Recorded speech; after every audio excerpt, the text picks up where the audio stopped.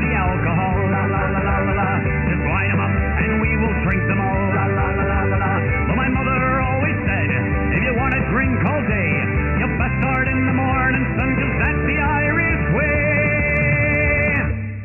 We don't get drunk, we get awesome, and every other mother will agree. We don't get drunk, we get awesome, so order up around for you and me. We don't get drunk, we get awesome, and every mother must agree. We don't get drunk, we get awesome, so order up around for you and me, and you and me, and you and me. Let there be whiskey. Hey, everybody. Welcome to Nerds with Alcohol. I'm Chris. I'm Russ. And this is episode 374. 374 back in the virtual nerd basement, guys. Welcome once again. It is a on again, off again rainy Tuesday here in It was only the one city. storm that we had over here. Yeah, it was really spotty. I was on my way home and I was like, I could see where the clouds were like really crazy insane in some places and then real light in others. And then the sun came out. It was one of those weird days. But still. Yeah, we got a pretty severe thunderstorm over here. It was a really strong thunderstorm, I'll say. Really strong winds, lots of fucking rain. And what was weird was, so I'm on a call with my boss. We have a weekly one-on-one, and the rain hit then, and I warned him that we had a severe thunderstorm warning, and that if I get knocked out, that's why. Because I'm working from home, and he's in Tampa. So but we're sitting here, and all of a sudden, it just nothing. Skies opened up. Yeah. It's like buckets of water being dumped for like 10, 15 seconds, and then nothing. It just stopped. That's the way it is. Where were you when this happened? At home. At home. Oh, okay. Yeah. And then, like 2 minutes later, the skies open up and buckets of water are being dropped again for 15, 20 seconds. And then it stopped. And I'm like, what the fuck is going on? Yeah. Because I mean, it wasn't like it trickled off. It was like they dumped the water, and then the water and then stopped, and then dumped the water and stopped. That's the way it is in Florida, man. Like Florida, they get like these torrential downpour, like particularly during the summer, particularly during the rainy season in Tampa. They get these like every day. They get like a 15-minute torrential downpour, and then it's done. Yeah, well, and then it rained really hard with strong winds for 30, 45 minutes. Jeez. Like to the point, Kelly is a lake right now. Renee said that she ran into flooding all over the place on her way to class tonight. And hey, Ojipo. Or I'm sorry, hey, CD. CD. I saw the hey yo and it went Ojipo. And yeah, it was a slow news week. Nothing happened this week. Yeah, we'll talk about that in a little bit. You got away with words there, yeah. CD. We're gonna be talking about that. Yeah. Obviously, of course. Yeah, Renee said Groesbeck only had 3 lanes you could use. Well, that's saying a lot. Yeah, it's a 7-lane highway. But yeah, I'm guessing. I mean, it's also supposed to rain tomorrow morning, from like 4 a.m. till 11 over this way, according to what weather.com says. And if that happens, I'm gonna guess I'm probably not golfing again tomorrow. At best, it'll be walking only. And the way my knee feels right now, I can't walk the course. I'm not even sure if I can swing a golf club. I'll have to play around with that and see if I can. All right. So, but yeah. So, how was your week? I love how that question, when we ask each other that question every week, and when it's obvious, like we know the answer to some extent. Well, we won't get into the news from Sunday because because we are going to just be discussing that. But otherwise, it was all right. It was a typical kind of week, getting we are getting more and more we are getting more and more work, getting into work at work. We started today or yesterday some major new construction on one of the new floats. We should have new art for some of the other ones real soon. Hopefully, we better have it soon, because we are 3.5 months. Wait, September, October, November. Yeah, no, August. We're 4.5 months away, roughly, from basically 4 months from Thanksgiving now. So we got a lot of work to do in that 4 months. And you always do. This is yeah, always the time. Years, it's always just before fair that you start getting ramped up. Yeah. But sometimes it's better than others. Like, I mean, the last couple of years we've started production much later. Since COVID, really. We've been starting production a lot later. And it's just getting a lot harder. I mean, normally the crunch time is like mid-September, October, November, right? Mid-September, all of October, half of November.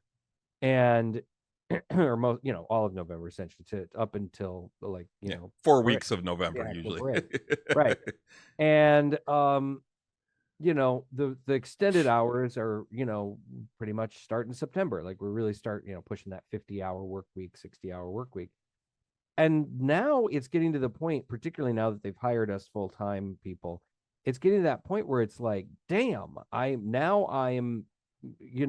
getting started in mid-July, and we're already going to be getting into these longer weeks, and I've got Ren Fair starting, and I've got in a couple weeks, and I know that I have to be there an hour earlier, which is awful. Now I got to be there because we're going to open at 9 a.m. Mm-hmm. So I'm not pleased. Oh, come on. You're such an early riser, Russ. Oh, you just. It is. I deserve a Green Lantern ring for the amount of willpower it took me to get up, to get there, to be ready to do makeup at 7 a.m. on the ferries when I was doing the makeup. Because if you'll remember, before I was doing the makeup, I was the security guy that showed up last.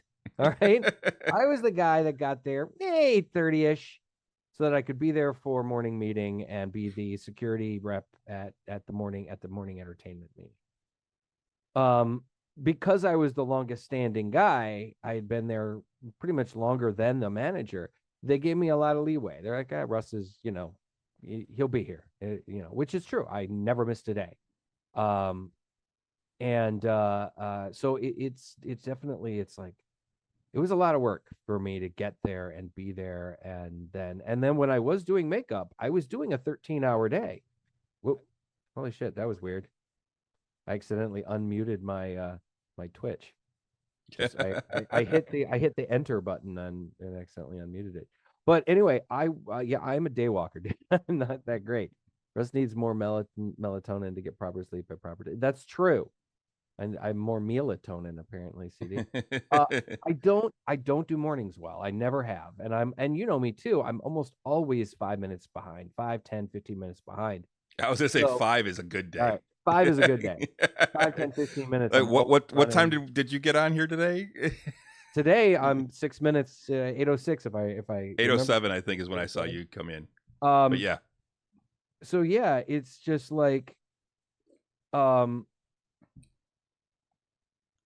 getting there, and it's not just me, man. For years, the Renaissance Festival has opened their gates at 10 a.m. and now we're opening at 9 a.m. And that's not just all the actors and entertainers that have to be there earlier, and the poor, like some of the ones that are like the fairies that have to get into makeup and have to spend that extra time. That's all of the booth owners now are going to have to get there. They're going to get there when it's still dark.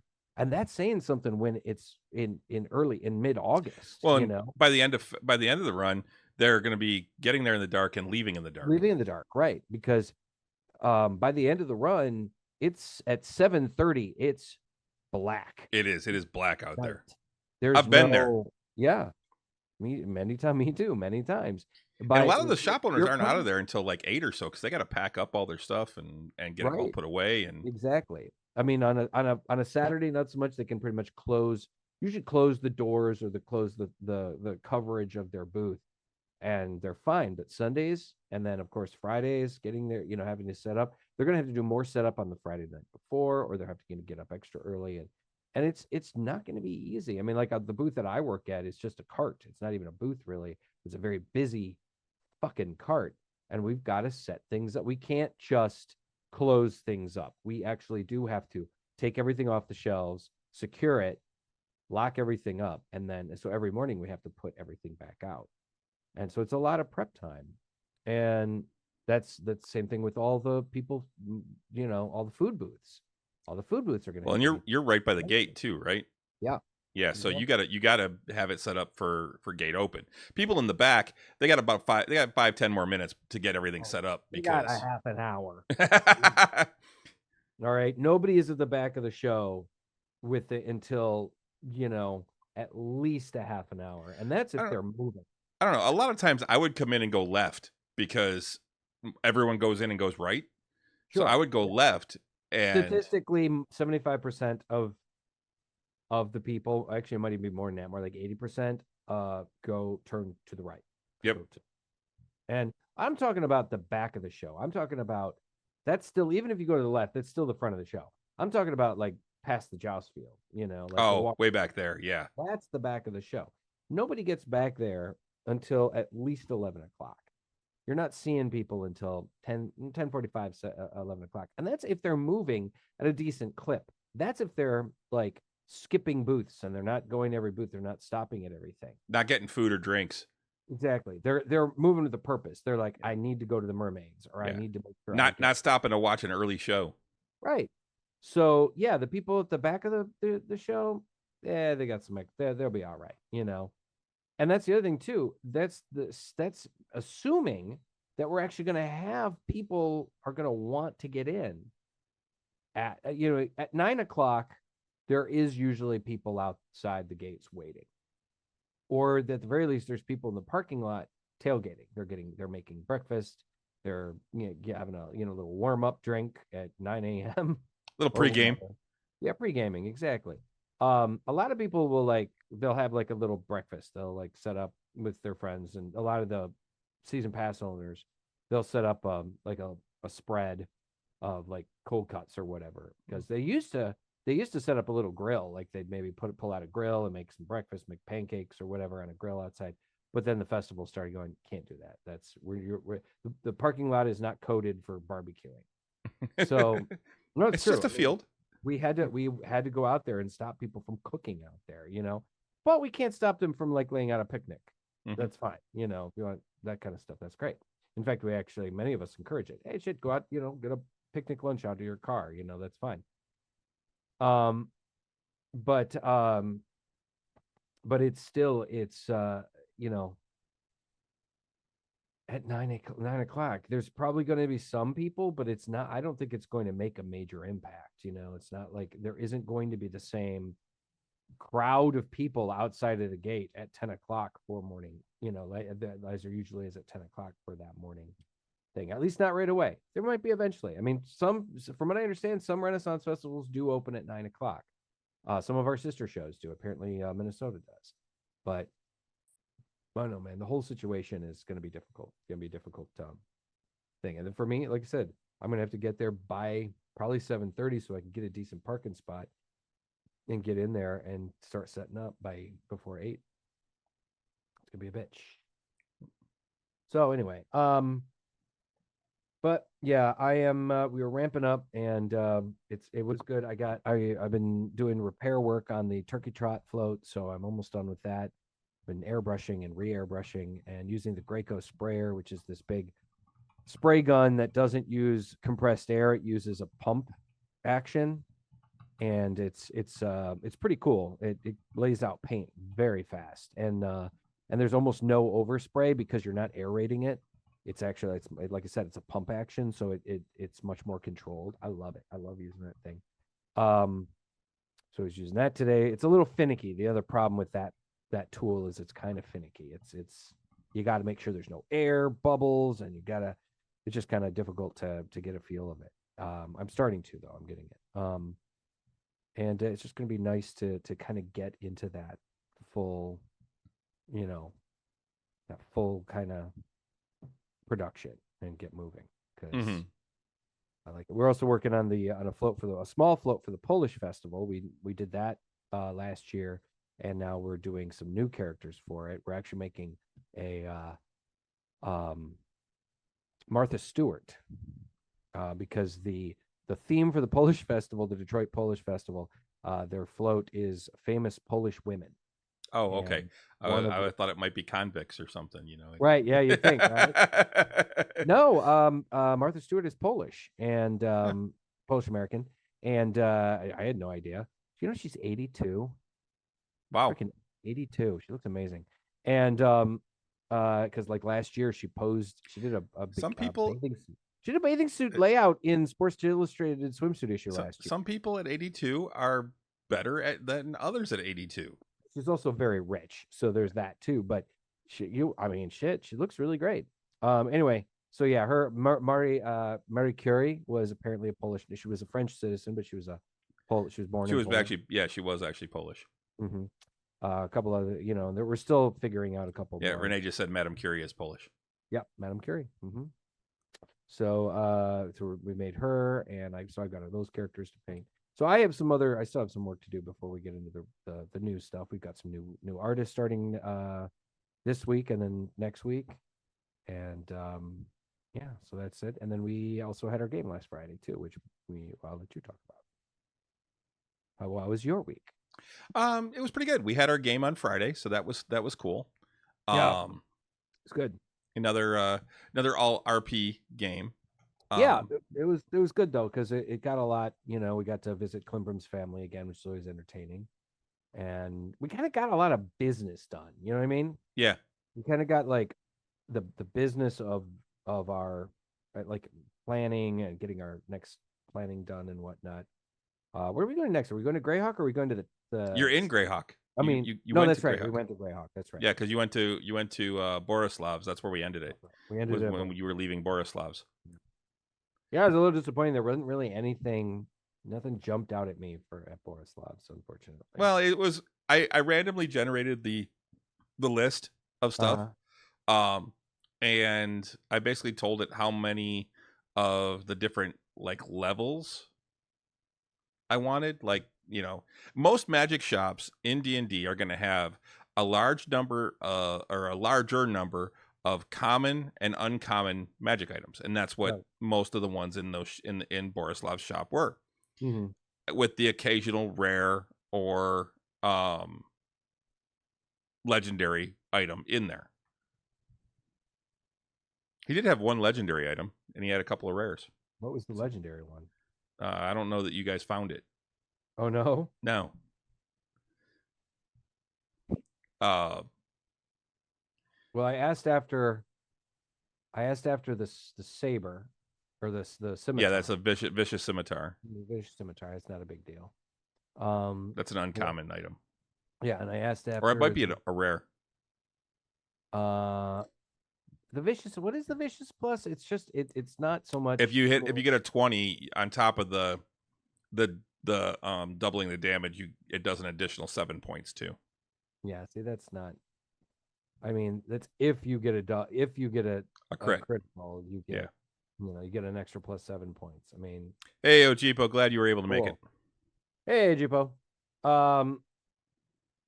Then the armor was just like smoking armor or something. Smoldering armor. Smoldering armor. That's what it was, and it was just like it didn't have any extra pluses. It was just like a cosmetic enchantment. Most armor in if it has a property of any kind, does not have any pluses to it in 5th edition.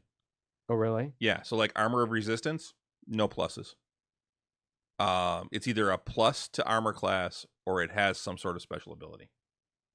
I think it's the way it is for a lot of the weapons too, because my flame tongue is not supposed to be +1. Yeah, you made it that way. Mm-hmm. And that was actually because rather than just making it the way it is in 5th edition, I left it the way it is in 3.5. Right.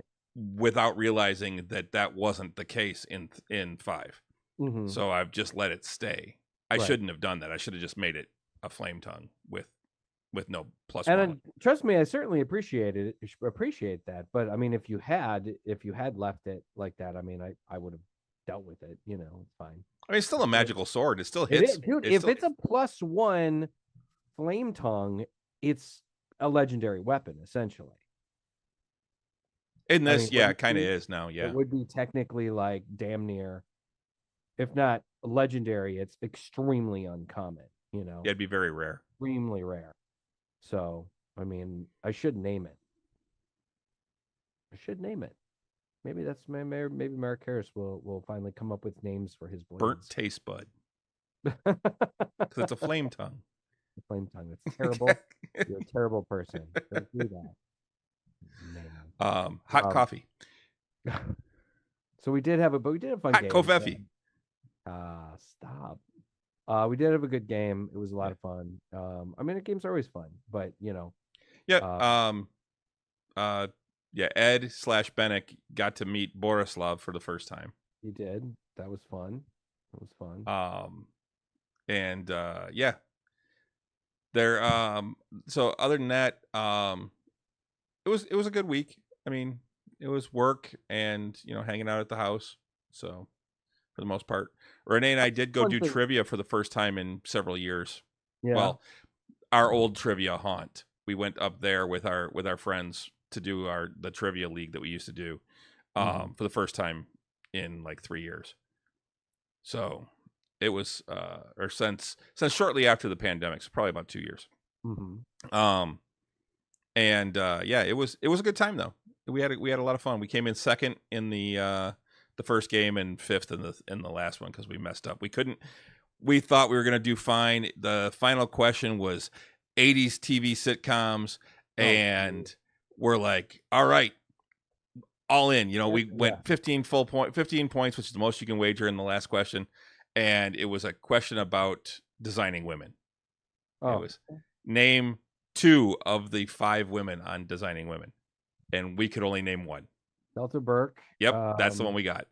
And Annie Potts. See, I forgot Annie Potts was in that. We all did. And Dixie Carter would have been the other one I could have named. Carter. That's the one I was trying to think of, and then Annie Potts came to mind. And the fourth one, she is on that show Hacks on HBO now. Drawing a blank right now. Mm-hmm. It's really funny. The show actually is really funny, Hacks. But anyway, one of the things I really appreciate about our game is that we all get along quite well. There's Gene never Smart. been Gene Thanks, Smart. Auntie. Thanks, Don. Hey, it's nice to see Auntie Dawn. I think one of the things that I appreciate about our D&D game is that we all get along quite well. There's never been like, moments where we're like, well, fuck you, man. It's always been, we've always gotten along very well. And I like that a lot, because I've been in D&D games, particularly when I was younger, where, there's some sort of, where conflict becomes, there's some sort of conflict. Somebody doesn't like the way the rules are or the way they interpret a rule, or there's a moment where, like, the best moments are like if somebody does something in character and they're all like, well, this is the way my character would be, and it ends up fucking everybody else in the group. I've actually had that. That happened in I've seen that in other things. Yeah. Oh yeah, it happened in the game I was in that Ed was the dungeon master. One of the other guys, he was like kind of vicious. His characters were kind of vicious, and he wanted to like kill a bunch of like basically sleeping comatose, like mystically comatose enemies that were unarmed, and it would have been dishonorable. And the rest of us were like, no, man, you can't do that. You can't just kill an unarmed person like that. They're actually a bunch of Gith. And he was like, okay, fine. I won't do it then. And when we walked away, he proceeded to stab each one of them and kill them. And it was like, dude. And my character was a chaotic good ranger. So he was able to kind of be like, he wasn't like a paladin that was going to be like, no, you have broken our word, whatever. He so my character was able to, he wasn't happy with what happened, but he was like, we'll deal with this later. One of the other guys was like, no, we're gonna deal with this right now. You fucking, and he was really mad, like really mad that this player put him in a situation where he was like, his character would have to react in a fashion, and it was gonna, and it was one of those moments where you're like, dude, there's something, it's one thing when you're playing your character, it's another thing when you are playing a character that is going to essentially fuck over everybody else. Yeah, that's never fun. No. So I'm sorry, I gotta address Ojipo's comment here. He said he fell asleep during the game and woke up with his phone on his face. So are you saying we're boring? We're boring you? Oh man. We appreciate the view though, even though you weren't really watching. You weren't watching. Thanks, Jipo. Thanks, man. No, we didn't buy a new Mega Sword. There wasn't a Mega Sword to buy. So there's that. But it's fine. I mean, my Flame Tongue and my +2 sword are both very, very nice weapons that I could foresee having until the end of his career. I mean, if he does get some kind of Holy Avenger, that would be amazing. But a Holy Avenger, it's not like you find those everywhere. You're gonna, that's almost a weapon you quest for. That's something that you have to hunt down or things like that. So I mean, that's up to Chris, I guess, if that's even going to be available. But and hopefully, I mean, I'm only level 14. I mean, hopefully by the time we retire this character, maybe I do get a +3 weapon, or I do get something that's a little, maybe a sword with it, a lawful good or chaotic good sword that is, pushing me to be even more paladinish, who knows? But that, again, that all comes down to how Chris wants to run it, what he wants. Yeah, dude, that's like the sword I have in my other D&D game. His name is Acarus, and its purpose is to kill demons. Oh, okay. Right. And it was, the paladin in the group had the sword, but now my cleric does, because the paladin didn't want to use it because he wanted to use his maul and his flaming maul, and the sword kept bitching at him because it wants to be used. Its whole thing is it wants to fight. Right. The big thing it does with me now is it bitches at me because I don't get into the fights fast enough. Because what I do is I sit back, and if I know I'm going to get into this fight, I take a couple rounds to buff myself up. Right. I cast I cast Enlarge on myself. I cast like you do as a cleric. Yeah, right. Divine Smite or Divine Power, I think it is, Divine on power, myself. Divine Power and Enlarge stack. So yes. So yeah, I wind up with like a 26 strength and reach. Right. I used to do that too with my Korak, my Knoll cleric. That was great. I was like a 12-foot tall fucking dog man wading into battle with plate mail armor and a big shining fucking mace. It was awesome. And that's the thing. So I do that with this sword. I get into battle and it's like about time. Yeah. Well, see, that's the thing about swords with egos. You kind of have to use them. Yep. You kind of got to use them. You've got to, because if you don't, they get fucking mad at you, or they take away the the bonuses that you might have or might get. Yeah, they can decide not to let you use their power. Yeah, exactly. So but yeah, so other than that though, just kind of a typical week. So so what are you drinking tonight? Tonight, since I screwed up and I didn't bring, because we were going to do several weeks of the alcoholic Mountain Dew, guys, but I forgot to bring my. Oh, I'm still doing my flavor. Aria, yeah. My flavors of Mountain Dew, for Chris to try, so we could try the same ones. So instead, I am doing Vandermill's Honey Crisp today. Ooh, yeah, it's nice. It's a nice it's definitely a sweet cider. If it's made with Honey Crisp, yeah, I love Honey Crisp apples. Dresden is under my desk now. We must be getting some thunder. or some rain or something that I have not heard. Huh. What's the matter, buddy? Anyway, yes, it's okay. So Vanderbilt, I've had them their ciders a few times. It's a local artisanal hard cider mill here in Michigan. They're in Grand Rapids, and I like their stuff for the most part, but it's also not. It's a relatively simple cider. There's nothing fancy about it. They don't have all the different fancy flavors like Blake's does and stuff. They just do a good apple cider, and this is their Honeycrisp version, and it's delightful. It's a really great typical apple cider. Nothing, no frills. This is definitely, if it's from honey, if it's made out of Honeycrisp, though, it's definitely gonna be a sweeter cider, and it is for sure. It is, but it's not too sweet. I got to tell you, as ciders go, it does skew on the sweet scale to being like tart, if it's sweet tart scale, but it's not cloying. It's not cloyingly sweet. It's nice. It says the easy drinker, refreshing and smooth. Many say that the Honeycrisp is the world's most delicious apple. We believe that it makes incredible hard cider that is as delicious as the fresh Honeycrisp apples we press, ferment, and finish with fresh pressed apple juice for a delightfully smooth hard cider. 5% in a 12-ounce can. It's good stuff, man. If you get the opportunity, highly recommend. I would try that one because, like I said, Honeycrisp is one of my favorite apples. No, they really are. They're fantastic. It's one of the reasons why they're one of the most expensive apples too. Yeah. And Honeycrisp, a lot of people don't know this, human made. It is a crossbreed. So I'm drinking the Hard Mountain Dew Zero Sugar Watermelon. Oh yeah, how is it? It's pretty good. Is it watermelon-y?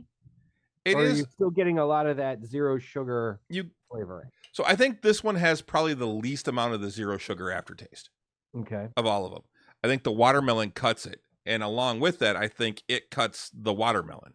Okay. So it's one of those things where it's I think it balances quite a bit. All right. I actually like this one. I'm not overly huge on watermelon flavored things a lot. Because they tend to be a little too sweet. When I was a kid, I couldn't get enough of watermelon. Oh yeah. When I was a kid, yeah, the watermelon. Although I was never a watermelon fan, but watermelon flavor. Both for me. I love watermelon. I still love watermelon to this day. And watermelon candy, watermelon ice cream, watermelon everything. You could get watermelon ice cream at this ice cream shop that was near my grandparents' house that they would take me to sometimes, and I always got the watermelon ice cream, and it was amazeballs. It was more like it wasn't quite a sherbet. It might have been more like a sherbet, but it was very it was cloyingly sweet, but it was one of the, man, if I could find that now, I think my memories would just like explode back into my head,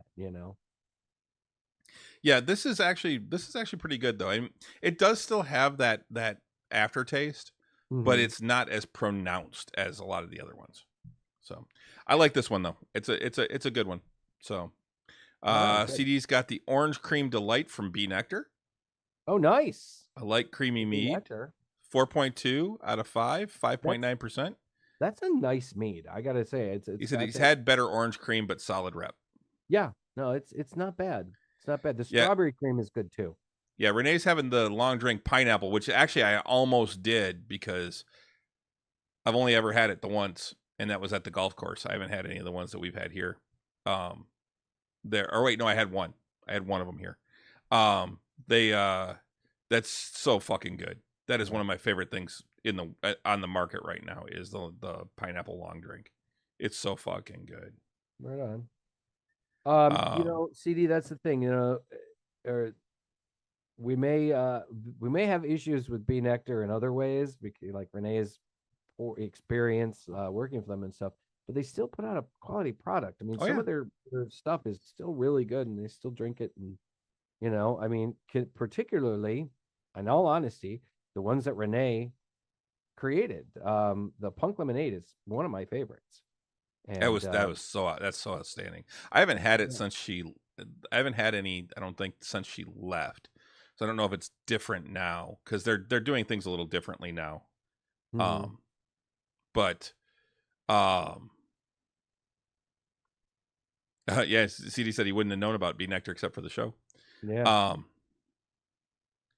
Yeah, I haven't oh, Renee said it is, they don't use real lemon anymore. Oh, interesting. Which is a shame. But yeah, so yeah. So let's get into it. We really should. We should get into it. It So is all quarter to 9. so a little bit of news over the weekend. A little bit. Just a little bit. Just a little. So basically, you know, it was Sunday. It was Sunday. Yeah, just a day. I'm hanging out at the house, I and I'm heard like, some rumors. And so Renee and I ran out that morning we went out and got lunch. Right. We were listening to the radio. We were actually listening to MSNBC News or no, we didn't. We turned off the news and put on music. And because I'm tired of hearing, you know, the same stuff over and over. So put on some music, went out to Royal Oak Brewery for lunch, came home, stopped and I picked up some stuff that I needed at the hobby store, some dice and stuff, and came home. Dice, because you can never use. You always need more dice. Well, yeah, I got them. They're basically for Warhammer. So I got like 2 sets of like 36 6-sided dice, so that I have a lot of 6-sided dice to roll because you need that. You do need lots of 6. So, anyway, so we get home and like as soon as we walk in the house, I get a text to the group of guys, my other gaming group, really, from one of the guys that says, "Hey, if anyone's near my house today, can you run over and grab a package off my porch? I'll pick it up later," because he's out of town. And I'm like, he picks up stuff for me all the time because the two of us we were only like 3 miles apart. Okay. And whenever I'm out of town, I hit him up and say, "Hey, can you go grab this package off our porch?" And he's always done it. So I'm like, you know what, I can do it. And so I basically jumped back in the car and headed out. Well, my radio was on MSNBC, and I hear them reading Biden's announcement. This was at 1:50 p.m.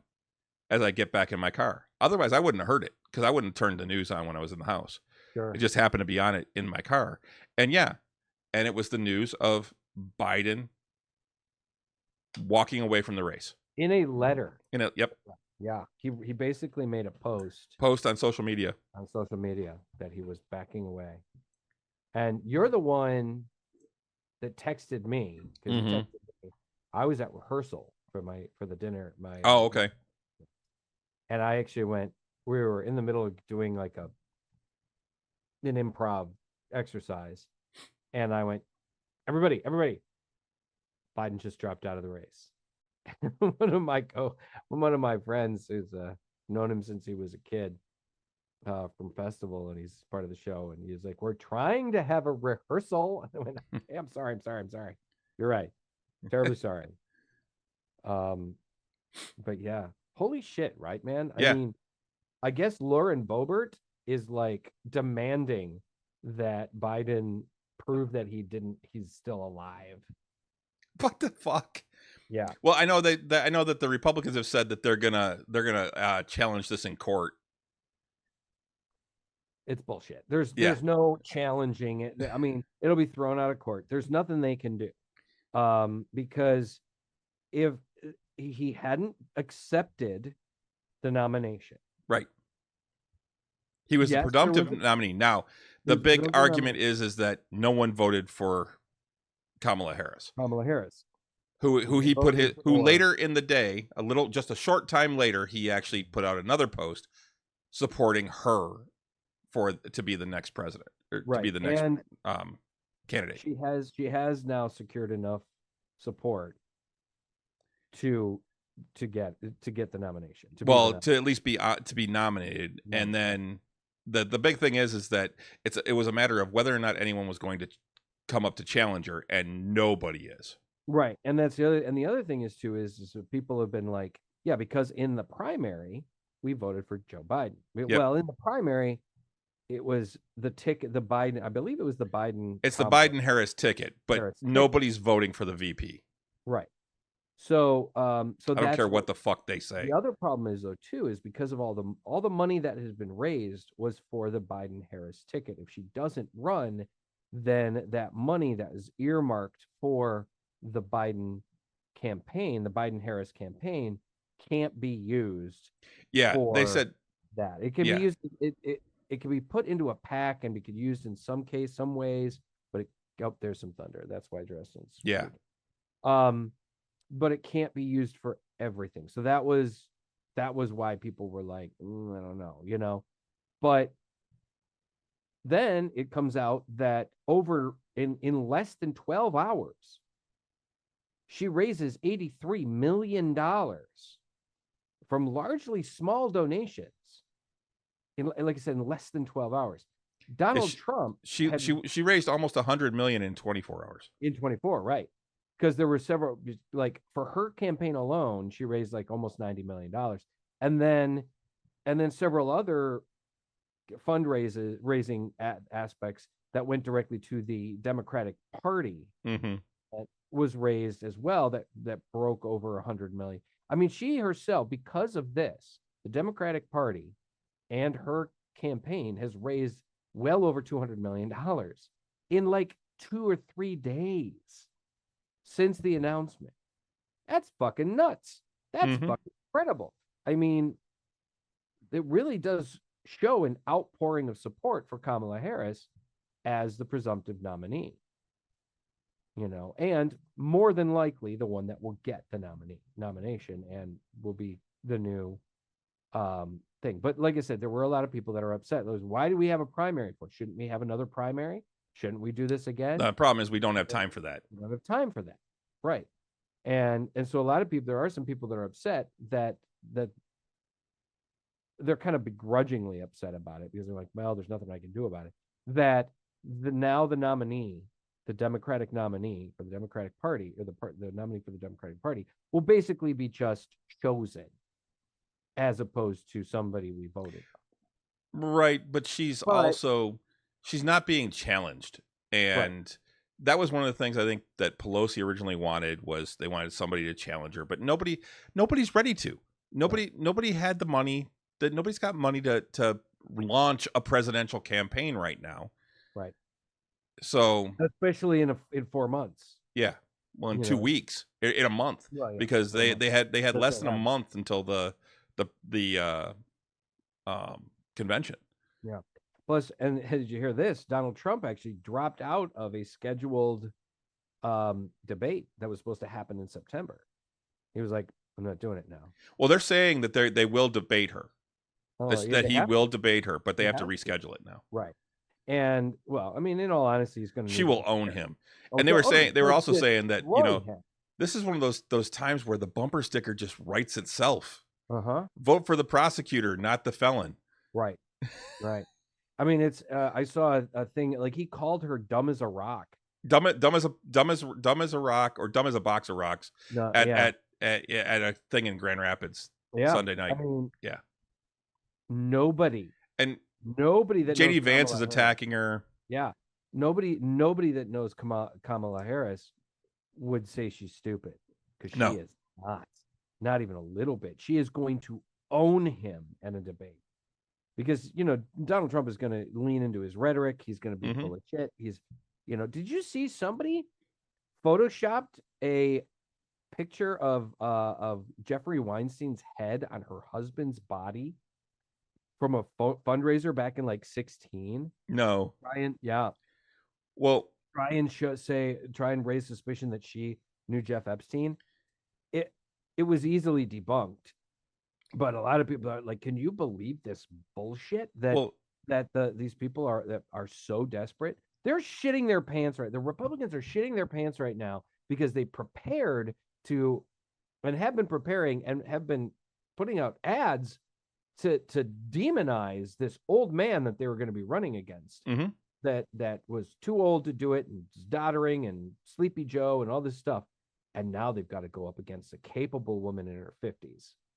Well, and she'll be 60 by the election, but yeah. Even so. So still, they've got to go up against an older Gen Xer that is.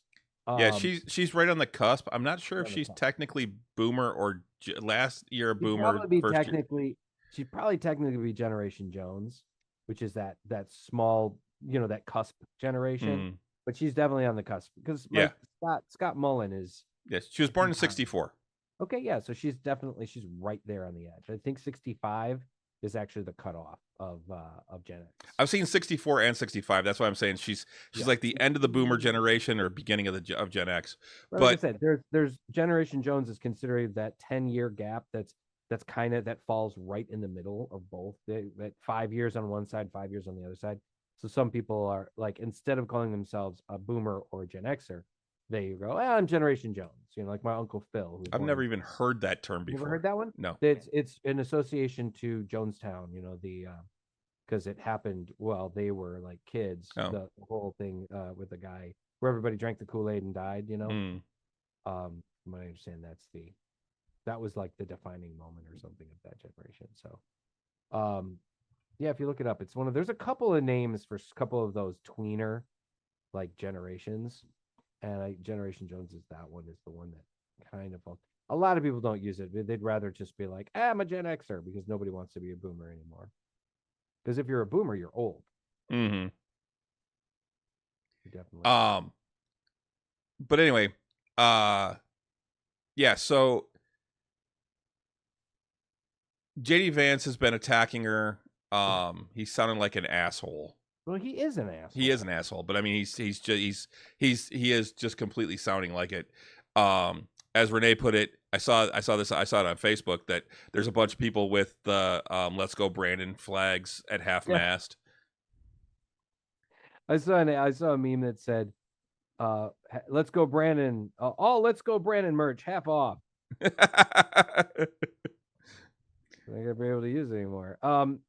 It's just amazing to me because like that they're gonna attack this pretty capable woman, a top cop. She was the top cop for California. I mean, she was the attorney general for California before she became. Which, speaking of that, I saw a thing too, and I wasn't able to fact check it, but it was a post that said the MAGA base is going to lose their shit when they learn this, and it was that Trump donated to her campaign for attorney general. He donated like $5,000 or $2,500, something like that. $6,000. I saw it earlier. Oh, is it? Yeah. And it's a picture of the check. It's a photocopy of the check with his signature on it. Yep. Yeah, and apparently it turned out she took that part of the money and donated it to charity. Oh yeah. Yeah, she took that $6,000. She took that check and donated it to some charity. She was like, nope, I'm not putting this towards the campaign. So well, that was before he was even a politician. Yeah, it was like back in like 14 or 15. It was before he was. It was even before that. I thought it was like 2008. Maybe it was 11. I think it was like 11 or something like that. Yeah. Yeah. So she was like, I don't need this scumbag's fucking money. Now we, of course, on Nerds with Alcohol have shown many, many times that we are not Trump supporters. And if you are a Trump supporter, it's your choice and your business, and that's fine for it. And I've also often said that although I supported Biden as the president and I felt that he did a decent job, I was not a big fan of him running again, because I wasn't either.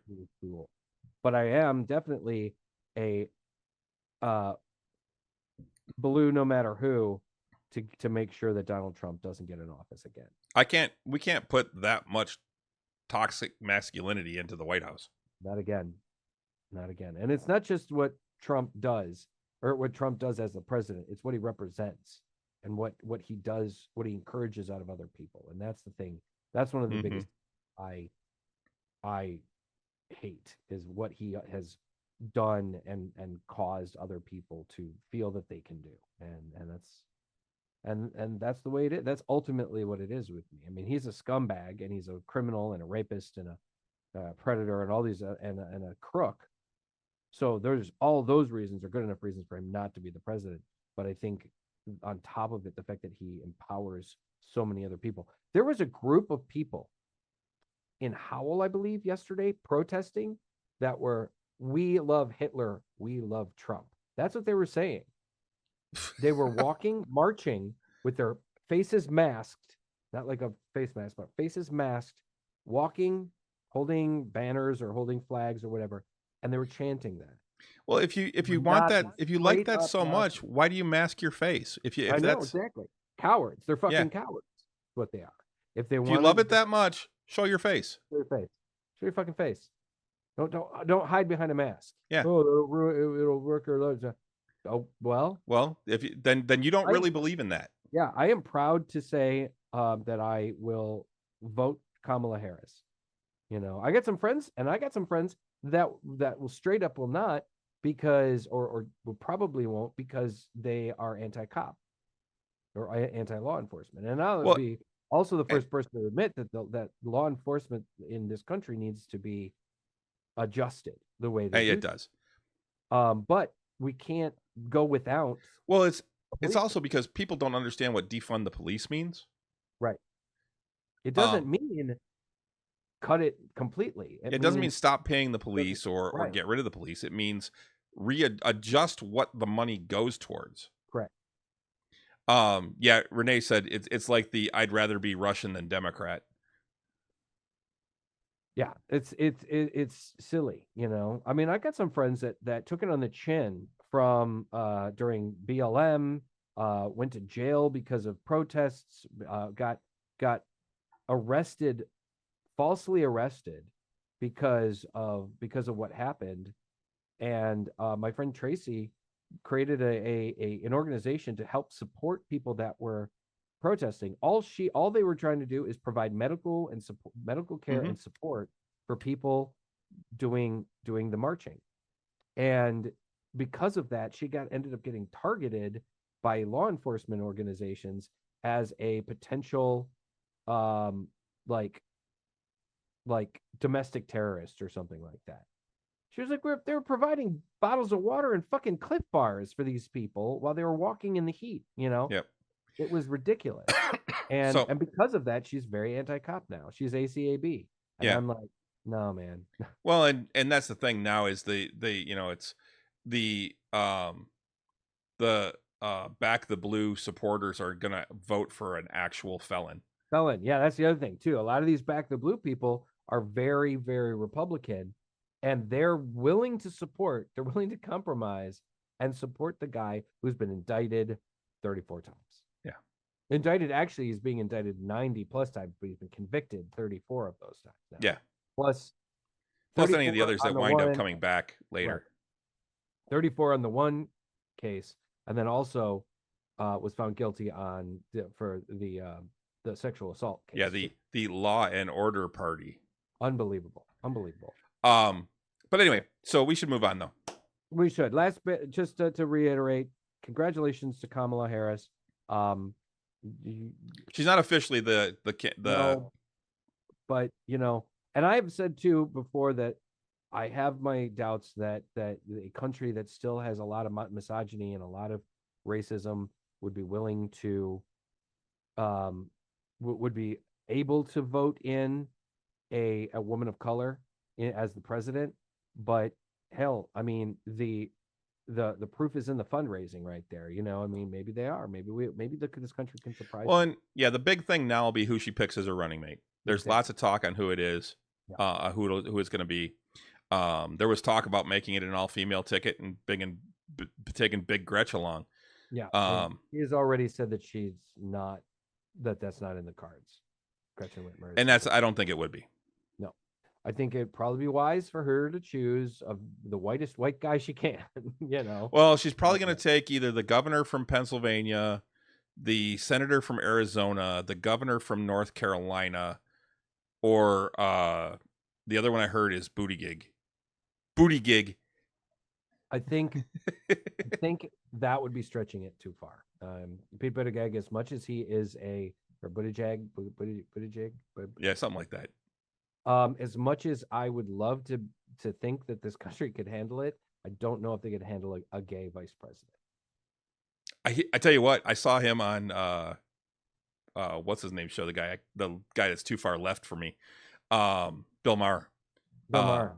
Yeah, I don't care for him either, but I saw him on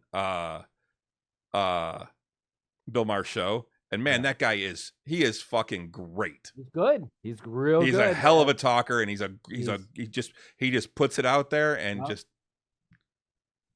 with his fuck ups running transportation. Oh yeah. Well, yeah. So I don't know enough about Pete Buttigieg, whatever his name is. But I did hear something about him fucking up transportation or something like that. I just think, again, there's still a lot of people that are very homophobic in this country, and I have a feeling it's going to be the guy from Pennsylvania, probably, or North Carolina. I think those are the two that I'm thinking it's going to be. But we'll see. But they were saying that, if she takes Gretchen, then there's Michigan. Yeah. And she needs to win Michigan, Pennsylvania, Wisconsin, they're saying. Those are the three that they need. Yeah. So we'll see. This is going to be an interesting race, that's for sure. Interesting few months. Yep. So and pick the Rock. Very anxiety. Pick the Rock. Dude, if Dwayne Johnson on as her vice president, my God. So Renee looked it up, and technically she could pick Obama. There's, I think a friend of mine said something like, I think Kevin Starnes was saying, guys, Barack Obama can't run. And I'm like, what? He can't run for president, but he can be vice president. Renee looked it up, and there is nothing constitutionally that would disallow a former two-term president to be, there's nothing preventing him from being vice president. Okay. I think Michelle Obama would be an excellent. That's what CD just said. Michelle Obama just to own the GOP. Yeah, no kidding. No kidding. And yes, The Rock comes in from the back to jump off the corner rope for the win. Man, if Dwayne Johnson ran for office, I'd vote. I would vote 10 times over if I could. I'd find other ways that I'd campaign for him. I'd walk around. I don't know. I'd have to hear his policies. I'm not going to just vote for him because he's The Rock. I loved in his sitcom, in his Young Rock sitcom. That was the whole thing. He was running for office. He's running for the presidency. See, I never watched that. It takes place like 10 years from now, and he's running for office, and he loses. He ends up losing, and by the end of the season, he ends up losing, and then the second season, he's like trying to help the new president, and the whole time he's also telling stories about his growing up and his youth and stuff. It was actually pretty cool. It was a pretty cool thing. So yeah. So we should move on. Speaking of TV shows, yeah. What We Do in the Shadows. Excellent. Yes. Final season. Cool. Coming October 21st. Awesome. Right around the corner. There will be 11 episodes. 11. Okay. Don't they usually do? They've only done 10, right? They've normally done 10. I think a couple of the seasons might be 12. But yeah, this will be their 6th and final season. Be interesting to see how they close out this show. Such a great show. I mean, overall, it's one of the best. I think it's a good time to end it. Well, they're ending it on their own accord too. And that's what I mean. I think it's a good time to end it. Going much longer, I think it's going to start getting stale because the last couple seasons haven't been as good as the first couple. So, man, I thought the last couple ones were. I kept getting better and better. I don't think so. I think it's gotten dumber and dumber, and kind of crazier and crazier, and sillier. But I think some of the storylines have been better than others. But I think overall the show gets. I really got a kick out of the energy vampire, where he was growing up. See, I thought that I didn't care for that. That cracked me the fuck up. I like Colin Robinson the way he was. Yeah, I agree, Renee. I think the club season was the weakest. Yeah, sure. The club season where she's running that club. Yeah. Baby Colin. You didn't like Baby Colin, CD? I thought that shit was hilarious. I also liked I liked how heartfelt it was about Guillermo becoming a vampire and how Nandor knew that Guillermo could never be one. That he was too soft-hearted, that he couldn't be like, and then he was able to reverse his transformation. And it really wasn't all that complicated either. You know, it's like as much of an idiot as Nandor can be, he's actually very like he's got a low intelligence, but he's got a high wisdom, dude. He's got like a 16, 17 wisdom, and he's like an 8 intelligence, maybe, you know. He's not that sharp, smart wise, brains wise, but he's really wise. And I think part of that comes from his just his years. You know, he's been around a long time. And it also depends on the season too, because there was also the season that he had the genie. They just all of those wishes, you know. Creepy paper. Or creepy paper. That was that was the first couple episodes. It was, yeah. Like the creepy paper. But yeah, the genie was kind of dumb. I agree, CD. Guillermo killing vamps with ease was some of the best. It just Well, he's a vampire hunter. He's a vampire hunter. He's a Van Helsing. Yeah. I loved it how like his when I think it was Nandor showed up at his family's house, and a couple members of his family started getting like itchy and shit. They were like, "Why are you?" You know, they were kind of feeling it. Didn't understand why. Yeah, I mean, it's so fucking good. I wish my wife didn't complain. Oh yes, that's the wish. Yeah, I wish. He wasted all these wishes. You know, he brought back all of his wives, all like 39 of them, whatever it was. Yeah, I like the genie season. I thought that was funny, but yeah. So yeah, I mean, Nandor does seem to have like a level of wisdom that the other characters don't have. There are times when he's straight up like he looks at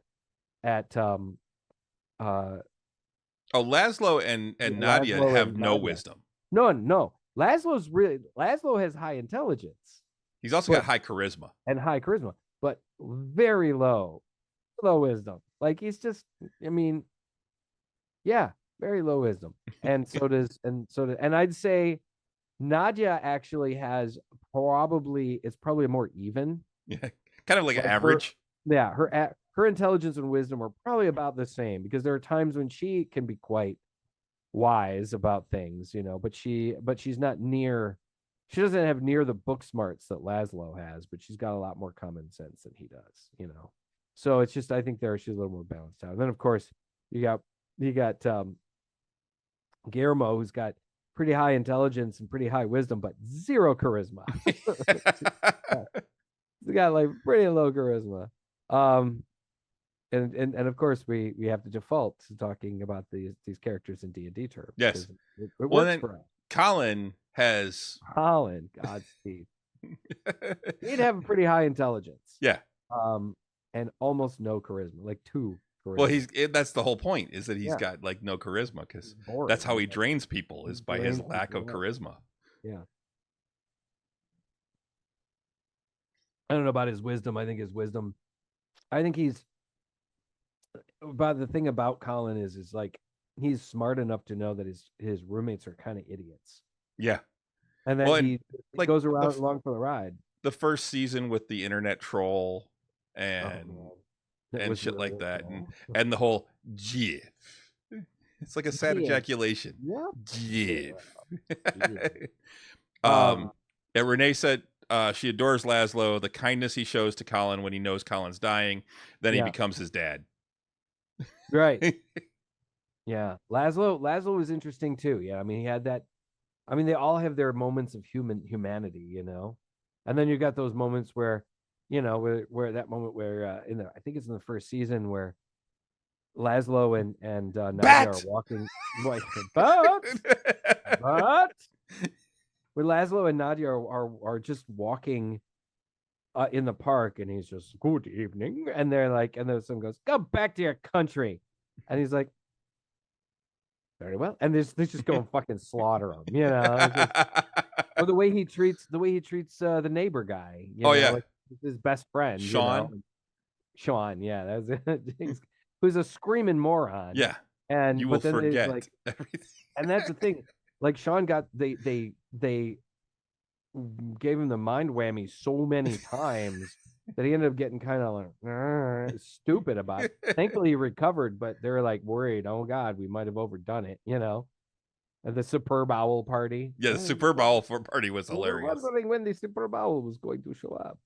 He never shows. When Colin gets promoted and gets stupid powerful, and his hair grows back. Yeah. Oh my God, he got promoted because he's getting so much power. Oh shit, that was so fucking funny.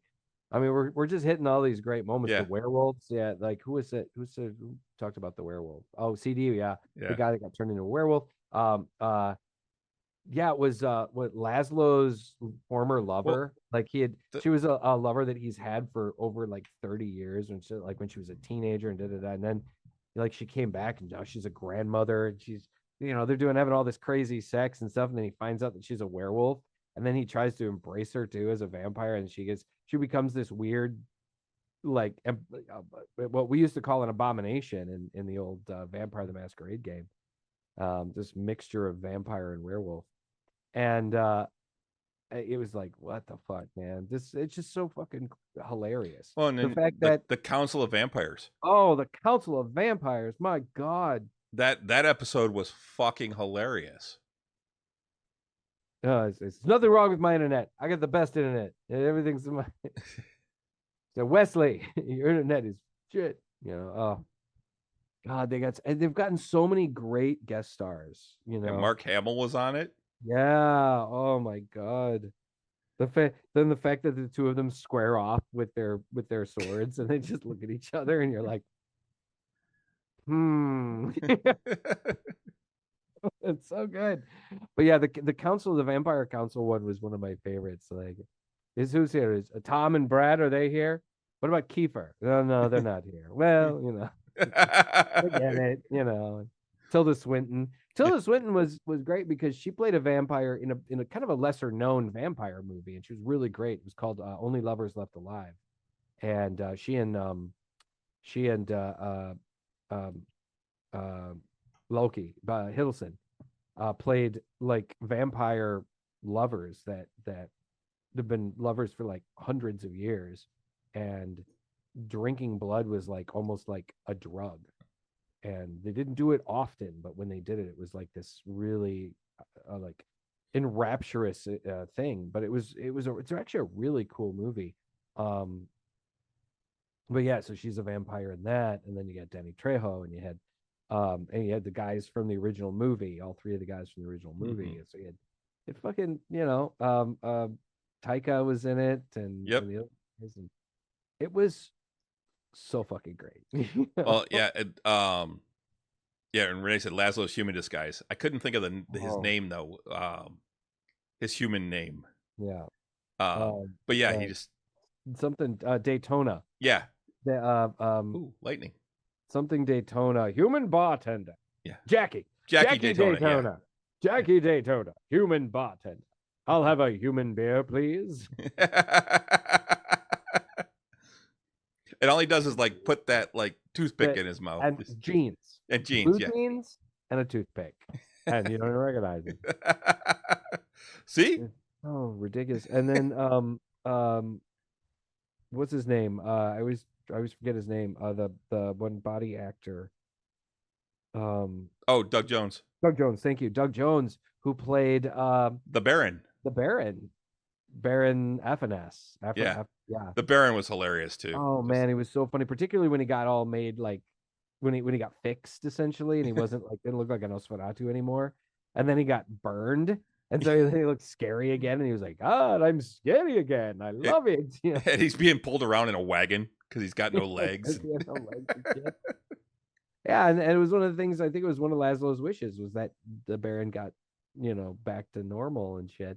But then he got burned again, and then he's walking that ancient like precursor vampire. Looks like a gargoyle. And they're just like having this happy home, Yeah. in suburbia. Reading the paper, smoking a pipe. It's so ridiculous, man. I loved it. It's so good. It's such a great fucking show, man. So I'll be glad to see it. Yeah, I'll be sad to see it end, but I like I said, I think it's it's had a good run, and it's a good time. I'd rather they go out on top. I think so too. So, CD or Ojipo said, speaking of werewolf / vampire, anyone see anything about another Underworld? And I had heard something about that. I wasn't sure if it was actually happening. I heard that what's her name did a commercial recently as Kate Beckinsale. Yeah, Kate Beckinsale did a commercial as well, she still looks she absolutely amazing. You know, she can still fit in that. I've seen interviews with her. It takes a lot of work for her to get into that outfit again. The first like 2 movies, I mean, she was very young and she was coming off of being a ballet dancer, and she was, and so it wasn't as bad. She's a mom and she's in her 40s now, and yeah, there is a sixth Underworld movie in development. It will feature Kate Beckinsale reprising her role as Selene. Wow. That's pretty wild, man. I mean, the first September 2023, the director of the franchise also said he was looking for a new version of a werewolf movie and its opponent, and that there is a future for the franchise. Well, that's cool. I still haven't watched the last film, which was Blood Wars. I personally enjoyed all of the movies because I think Kate Beckinsale is very pretty. I think she is too. And I was actually totally missed that Lucien in the first one is Michael Sheen. Oh yeah, yeah. Isn't that crazy? And that him and Kate Beckinsale have a daughter together. Yep. They do. They're not together anymore, but no, but they still show like them walking her and stuff like that. They're tight. Yeah, they broke up, but they're very tight. You know? Yeah. Mm-hmm. It's just funny, like he is the transformation that he has gone through over the years. You know, well, yeah, like, doesn't look like that anymore. You know, I was gonna say seeing Lucien and seeing what is it, Aziraphale? Yeah, as Aziraphale. Yeah, as Aziraphale. I'm like seeing those two. I'm like that's the same person. Night and day, dude. Night and day. Yeah. Well, dude, I'd be down. I love the vampire movies, the Underworld movies. It's funny. I showed. Oh, even Renee said she's gorgeous. She is. She's absolutely stunning. I showed Stella the first one. She said, "I've had 0 kids, 10 years younger, and she looks younger than I do." Yeah. She has definitely aged gracefully, and she looks good. I actually follow her on Instagram, and a lot of her Instagram posts are fucking unhinged. She is. Oh, I've seen her doing crazy shit with her dog. She does like crazy silly shit. She posts a lot of her content. It's just kind of silly stuff, and it's like, it's cool. I mean, it's not like Britney Spears crazy, but I still say the most unbelievable movie I ever saw has her in it, and that was Click with Adam Sandler. I never saw that one. He gets a remote that lets him control his life. Yeah. And she's his wife, and he fast forwards through sex with her. Why would anybody? What? Who? Why? Yeah, she wants to have sex, and he's like, fine. And he hits fast forward to. Wow. All right. Yeah. I'm like, okay, this movie just I can only suspend belief so much. Okay, you got a remote that can control your life. Great. You know, you can do all these different things. Fast forward through sex with Kate Beckinsale. Nope, lost all believability. Yeah, for sure. My threshold of not this the remote control that you can control your life with. No. Fast forwarding sex through Kate Beckinsale. That's the thing. That's the thing. That's the thing that put me over the edge. That I can no longer suspend disbelief. All right. We need to move on. All right, so Ojipo super slow-mo, please. Rewind. Do it again. Rewind. Oh, that didn't work out. That move didn't work great. Rewind. Do it again. Oh, she didn't like it when I put my thumb in her butt. All right, let's go back. Jesus. All right, so let's move on. A couple of things. Deadpool and Wolverine comes out this week. Last weekend, dude, the long-awaited sequel to Twister came out. Twisters, to huge numbers. I plan on seeing that. I don't know that I'm going to go to the theater to see that. Nah, I'm not going to see it at the theater, but I'll see it when it comes to IMAX or something like that. I hear it's very cool. I hear it's this cool, like kind of fun summer blockbuster movie, very action oriented. Cool. And I always enjoyed the Twister movie. It was great. But Twister, Deadpool Twister's one of those movies that I would rarely turn it off. If I found it, I'm like, oh, you know what? I'll watch this. Watch this. This is fun. Deadpool and Wolverine is coming out this Friday. It's getting huge, extremely good reviews so far. It's gotten it here. Total Film on the Games Radar site gives it a 4 out of 5 stars. A lot of people are saying that this movie is going to reinvigorate and breathe new life into the MCU. And which, as we've seen from the last couple of movies that just have been a little and we've talked about this, have underperformed. Although I feel like a couple of those movies got a bad rap. I think Marvel's was delightful and should have done a lot better than it did. But I did understand Quantumania, how people didn't like that one as much. The pacing was definitely off on that one. And the pacing was a little weird on Marvel's. I mean, I don't disagree that there was some mistakes made, but overall, I thought the movie was fun. People are saying that this is going to knock it out of the park. And some of the merch that is being distributed. Did you see the Xbox controllers that they're being made? The one that are shaped like his butt. Yeah, the back of it is shaped like, and they're both. They've got one for Deadpool and for Wolverine. People are saying that grown men were crying in the audience when they see Hugh Jackman in the Wolverine yellow, in the actual Wolverine costume. Like it's that much of an impact. I'm not going to read this review, but they're saying some really, really great stuff. They're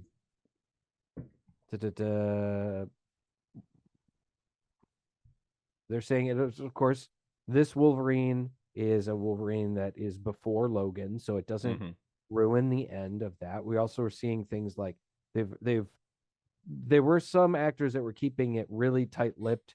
We did find out that the young woman who played X-23 in Logan, Daphne Keane, is in this as who is in the Acolyte, and she's in His Dark Materials. I didn't realize she was in the Acolyte. I forgot. Yeah, she's the Padawan. Oh, okay. Well, I haven't watched it yet. Oh. I mean, I know they finished it off. I mean, I guess I will watch it. I've just been so like tentative because so many people were saying. I want to see season 2 now. Really? Well, I did hear about the end, the little cameo at the end, on the very end. So, but I have heard, people say that it redeems itself in the last 2 episodes. It's better in the last 2. It's still not. I don't think it's a great series overall, but I think they've set it up to be a good series. I think that's the thing. This whole season, it's 8 episodes of setup. Okay. All right. Well, then that's good. We'll see. I'm going to be putting that. I'm going to be watching it soon. I just haven't gotten around to it. So yeah, there's the big. I don't think anybody is going to find out until we actually see it. The big, like, who is Lady Deadpool? Yeah, there's so much speculation. Lots of speculation. Some people have said that's Taylor Swift, and some people are saying that's Blake Lively, and I think Blake Lively is the most likely, and I think it's the one that fits the best for her to be Lady Deadpool. There are a lot of people that have said too that wasting Taylor Swift on a masked character would be ridiculous, because most people are saying there's one and only character that Taylor Swift should play in the MCU, and that's Dazzler. Yep. And yeah, so a masked character. Now, I think Blake Lively, who doesn't have her husband's sense of humor, would still, because she's with him, she could probably would be the one that would be more than likely able to approximate the way he acts.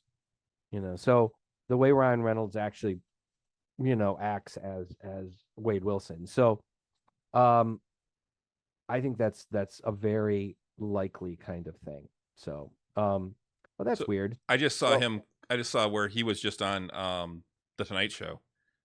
Yeah. And he comes out on a float Deadpool, like a Deadpool head, and a bunch of black and red balloons, and there's fireworks going off in the background behind him, and he comes out and he's just riding this float out onto the stage. He says it's the best movie he's ever made. This new one. He says it's the best movie he's ever made. And he's made a lot of good movies, you know? So we'll see, you know? Tell you what, if is good. So, yeah, it's on my list. I'm going to catch that eventually. You got it. This is very family oriented. Yeah. And there's a little Easter egg in there. In F? In F, yeah. What about like for like Deadpool or something? Yeah, it's a Deadpool reference, yeah. Okay. That doesn't surprise me at all. So moving along. And the dog too, Dogpool. I saw him do an interview about the dog.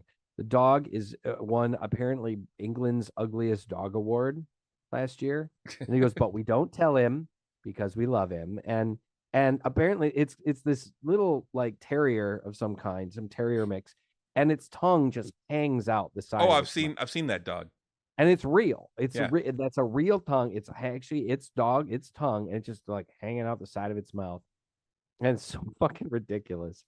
But all right, that's great, you know.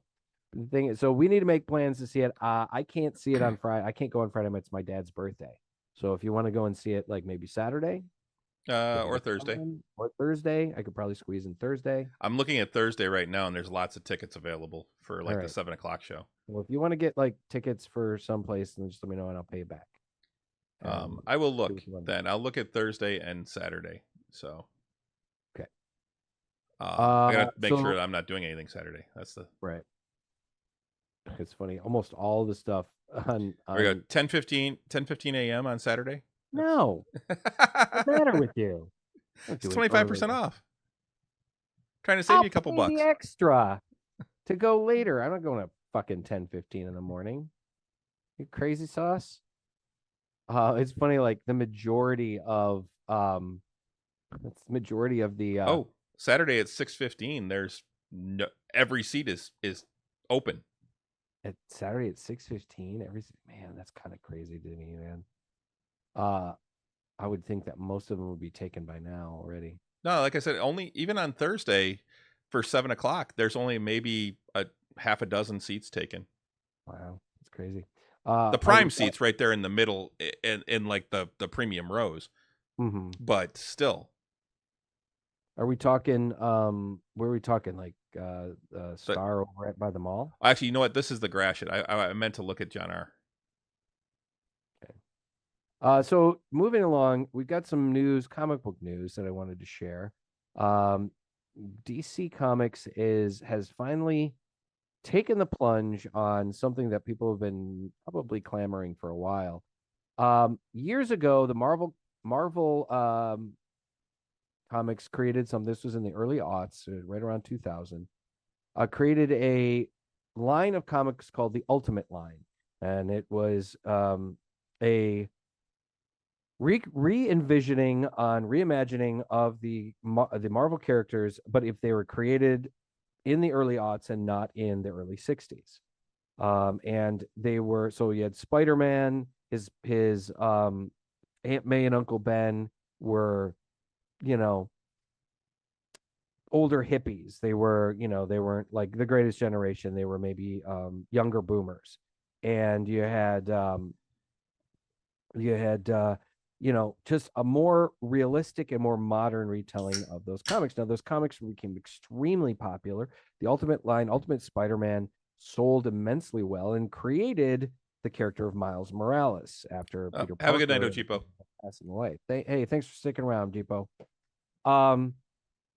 Then you had the Ultimates, and a lot of the modern Marvel MCU took a lot of elements from the Ultimate Universe to create the MCU. The MCU is very much a blending of the standard Marvel Universe, which is the 616 universe, and the Ultimate line. Now, the Ultimate line ended up becoming bloated and becoming it just started to lose favor. It had some bad writing, it had some bad situations happen.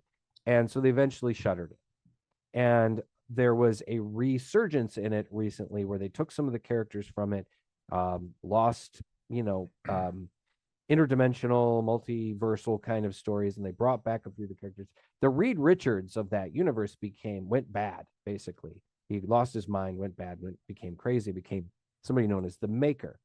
And anyway, so the Ultimate Universe is back now, and there's some new things they've done and some interesting things that they're doing.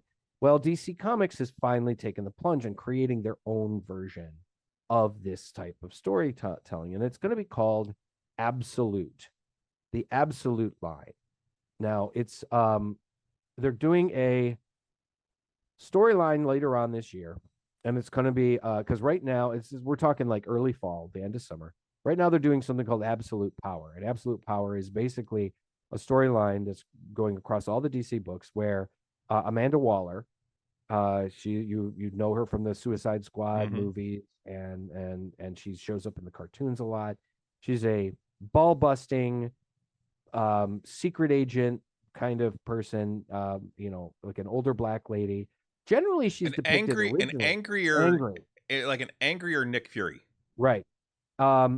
Originally depicted as a heavy set woman too, but depending on which actresses played her and different things, sometimes she's thinner, sometimes she's heavier. And she's angry. She doesn't care for the chaos that superheroes create. Even in they're doing their best things that they're trying to do, she doesn't like chaos. So she got no problem blowing somebody's head off either. Just boom. Exactly. So in Absolute Power, she's basically teamed up with Brainiac and Failsafe and some other different and created new Amazos which are an android that was able to absorb and copy the powers of the Justice League. She's created this basically taken away the super abilities of all of the superheroes. She's even got Green Arrow. She is blackmailing Green Arrow to work with her. And it's been kind of the Trojan horse. And so all of the comics right now in the DC universe, they're dealing, or a lot of them anyway, are dealing with becoming depowered. Superman, Wonder Woman, Batman never had powers, but Green Lantern, Martian Manhunter, they've all been depowered and are now essentially at war with Amanda Waller and her allies. And so that's a story that's unfolding now. It just started like at the end of last month, at the beginning of July, and so we're getting into it. When this is over, they're going to be getting into this new. Apparently, Darkseid is going to come back. We haven't seen Darkseid in a while, and he's going to be seeing something. Something is missing in the universe, in the multiverse, and something they established in some of the previous stories is, yes, there's a multiverse of DC universes, but there's only one Darkseid. And that he has noticed there's something missing. So they're going to be doing what they call not a reboot. It's not a retcon or a reboot, but they're going to be doing a new story, a refresh. A kind of a refresh, but it's more like they're not starting over any books. I was going to say, they're starting back at one again? No, it's called All In. And it's going to be let's see, DC Comics is going all in on new story arcs for its entire lineup, including Batman and Superman this October, but stresses that it's not a retcon or a reboot. They just did a YouTube presentation with Joshua Williamson and Scott Snyder, the writer-artist, who's basically heading up this. And so there's going to be a bunch of new kind of brand new storylines that are going to go throughout the books that are going to be very much encouraging new readers and stuff like that. And then on top of it too, they're also going to be introducing this new Absolute universe, which is going to be, there's only going to be like initially 3 books, Batman, Wonder Woman, and Superman. And they're all going to be new takes on the characters. Now there's going to be some similarities. Of course, Superman will still be an alien from Krypton that came to Earth. Wonder Woman will still be from Themyscira. Batman will still be Bruce Wayne and things like that. But there will be some orphan. Yes, but there will be some. They have said there will be some distinct and very distinct and different changes to their origins.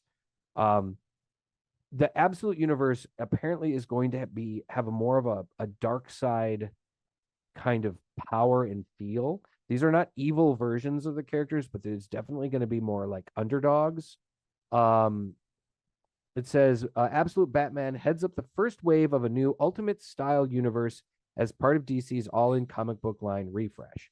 The Absolute universe recasts DC's core heroes as underdogs.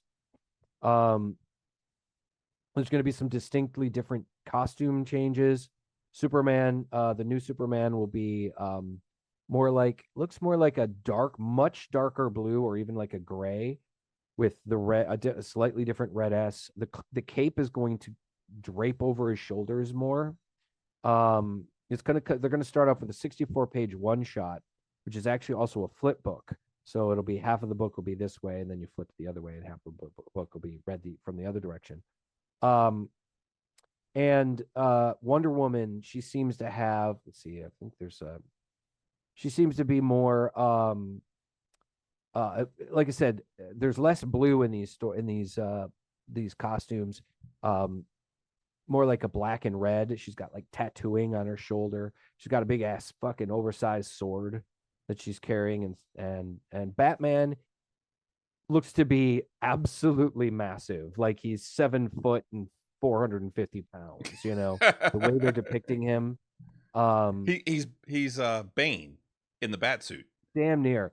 The special reintroduces Darkseid as who he should be, the greatest villain in the DCU, says Snyder, explaining that during the Absolute Power event, Darkseid makes a discovery that he's able to exploit.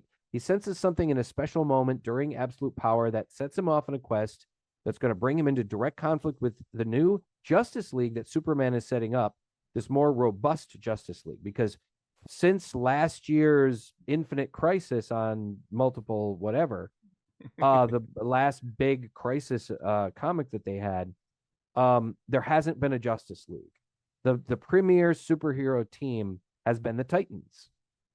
Not the Teen Titans, but the Titans, because the Teen Titans are all grown up now. Yep. And they've been doing a pretty solid job. In fact, Nightwing was the one that pretty much saved the day in the last Crisis mini. So the Justice League basically said, we're stepping back. We're not going to reform. We've got to get our heads on straight. We've got some things to figure out. It's your show now. And they gave the Titans the reins. And so now it looks like after Absolute Power, Superman is going to be like, we need the Justice League back. And so there's, speculation that that's going to happen. So the new Justice, okay. And the collision between these two forces will reshape the DC cosmology in a brand new way, in a radical way, in a way that we're really excited about. And it seems like these new books are going to have these characters be much more like I said, underdogs. They're going to be a lot more. It's going to be like a darker take. They're still heroes. They're still good guys, but it's definitely going to be maybe a more aggressive or darker look and take. I got to admit, the new Superman S looks really cool. I don't know about this new Batman uniform. He's got like shoulder plates with little tiny spikes on them. And like I said, they're trying him to be like, he looks like he is 7 feet tall and 450 pounds. So we'll see. Superman, actually, the new Superman, he's got like his hair is much longer in the front. Like he's got this huge, like kind of bangs that come out very emo-ish, but not crazy. It's just like, it's My longer. Chemical Superman? It's longer, but it's not like the long hair Superman we had right after he came back from dying in the early 90s. It's more like his hair is much bushier. It's just bigger and bushier. It's not quite the coiffed Clark Kent, kind of thing. So, like I said, the cape does come down farther on his shoulders, and it looks pretty cool. I mean, the uniform, it doesn't have the red shorts, but it's got these like longer yellow or like almost golden armbands that go down to like the ends of his forearms, and it looks. I'm okay with this. I'm not going to get every book. I might get the Superman one, but we'll see. I'm kind of excited. I think this could be pretty cool. Yeah. So that was going to kind of head. We did see a new Beetlejuice trailer late last week, I think it was, and it looks fucking great because the previous one was just a teaser, and the new trailer gives us a lot more to see what the movie's about, and I think it looks like it's gonna be pretty great. A lot of people are like, "Do we need a Beetlejuice 2?" And I'm just kind of like, no, but I mean, it's the same guys, man. They're bringing everybody back. The director, the writer-director, which is Tim Burton, You got the original cast back as much as possible. I'm like, I think this is going to be pretty good. I don't know if it'll be better than the original. It probably won't be, but I think this is going to be one of those things that'll be like, okay, this is going to be fun at the very least. That being said, I did also finally watch Axel F, and I enjoyed the shit out of it. Yeah, I thought it was good. It was fun. It was fun. It was definitely better than 3, which was a low bar. Not as good as 1. I'd put it on par with 2. See, I didn't think it was as good as 2. I thought 1's definitely the top. You think it went 1, 2, 4? 1, 2, 4, in that order? Yeah. I think and it probably 3 is just order. completely out. You can just throw that out. Well, they even joked about it in the movie. They make a joke about it. Yeah, you were in Beverly Hills in 84, again in 87, and then again in 93. Not your best work. I was like, yeah, oh my God, that's fucking hilarious. There were so many little. And they made a reference to an amusement park too. Yeah, there's so many great little Easter eggs. There was even like when he goes to see his former partner, who's now like a captain. Yeah, Paul Reiser. And you see a picture of Gil Hill. Yep, on the wall. And a lot of people don't know this, but the actor who played his Captain Todd, I think it was, his captain, was actually Gil Hill. Lieutenant. It was his lieutenant. Yeah. Gil Hill was actually the chief of Detroit. Or Inspector Todd. Something like that. And Gil Hill was actually the Detroit chief of police. He wasn't the chief. He was up there in the ranks. He was up there. He was a big, he was an actual cop, and he's in both of the first 2 movies. And he did a good job. He was an okay, did not bad acting. Where the hell is Foley? Yeah. Who set my ass up? Blew out the speakers probably. But it was yeah.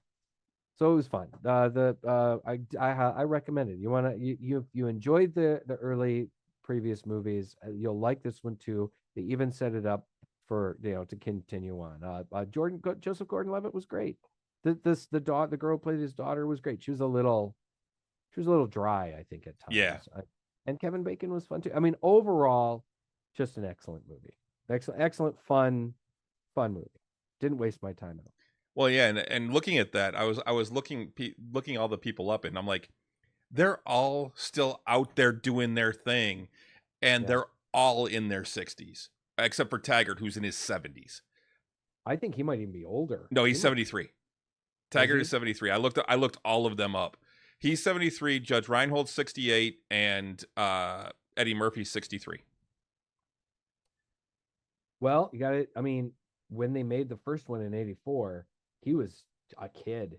He was in his 20s. He actually turned down the role of Winston Zeddemore in Ghostbusters because he was going to be making Beverly Hills Cop. And then he also made Beverly Hills Cop. Well, he made Trading Places. Then he made Beverly Hills Cop, and he made excuse me. He made because he made Trading Places and Beverly Hills Cop in the same year, and then he made 48 Hours, I think, after that. I thought Trading Places was before Beverly Hills Cop. Trading Places was before, and then Beverly Hills Cop. And Beverly Hills Cop was the movie that really set him off. Yeah. Made more than anything. 48 Hours was a great movie, too. Oh, yeah. Great. Okay, so was Trading Places. Trading Places, I love Trading Places. They're talking about it's a great Christmas movie. It really is. They're talking about a sequel to that too. Yeah. So before we leave, I wanted a real quick run. Well, I also love that Coming to America is set in the same universe.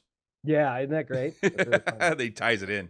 The Coming to America sequel was fun too. It wasn't fantastic. It wasn't like it didn't knock it out of the park. See, I did not see Coming to America. It was cute. It was fun. It was cute. I'd say this was probably a bit better sequel.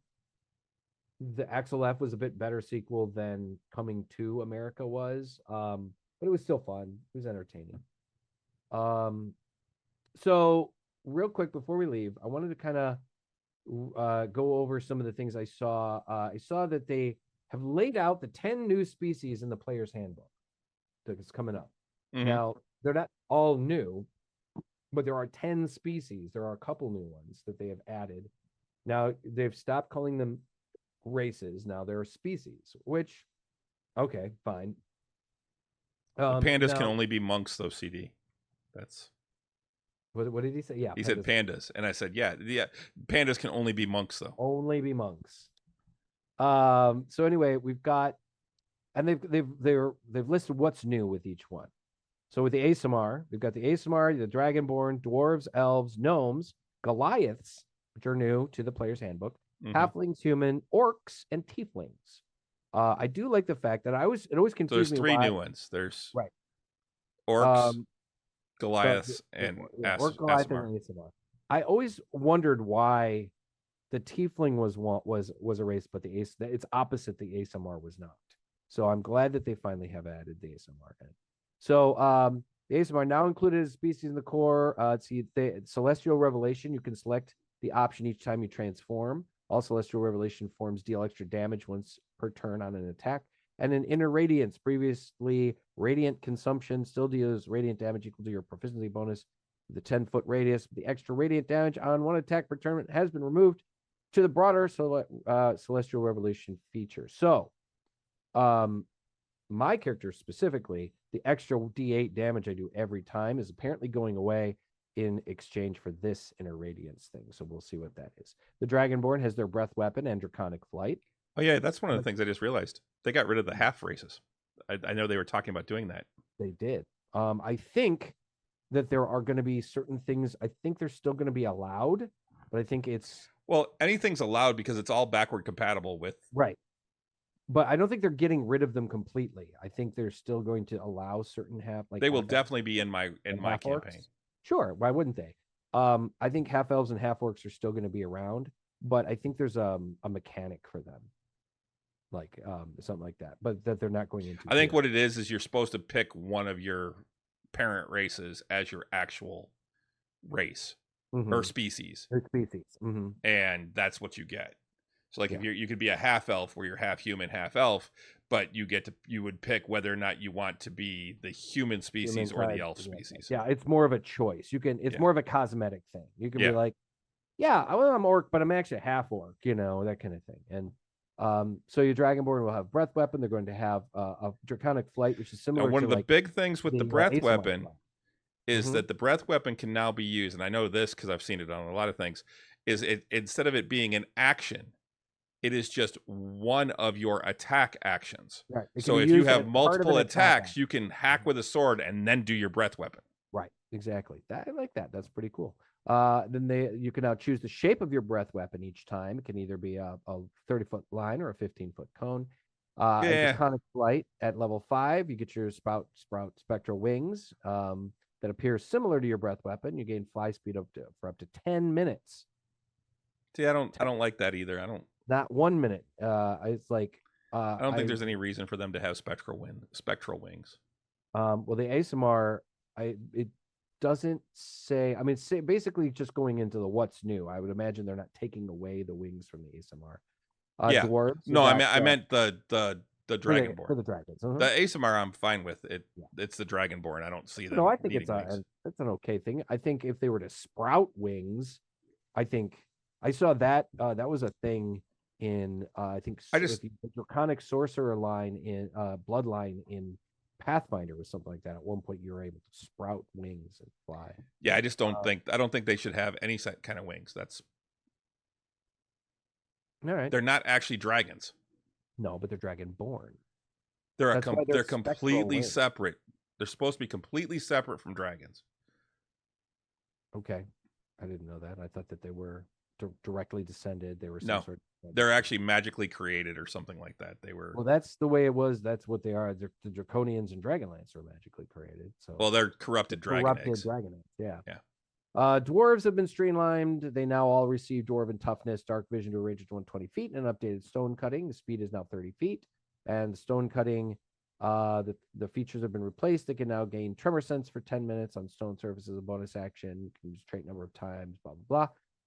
So the Elves, you can choose Insight, Perception, or Survival for the Keen Senses trait. The Drow no longer suffer from sunlight sensitivity.